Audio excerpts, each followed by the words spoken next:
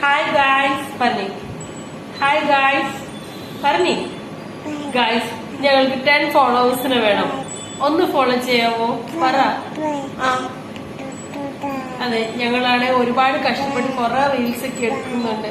ഞങ്ങൾ റീൽസ് ഒക്കെ ഇഷ്ടപ്പെടുന്നുണ്ടെങ്കിൽ ലൈക്ക് ചെയ്യണം, ഫോളോ ചെയ്യണം. പറ, ഫോളോ ചെയ്യണം, കമന്റ് ചെയ്യണം.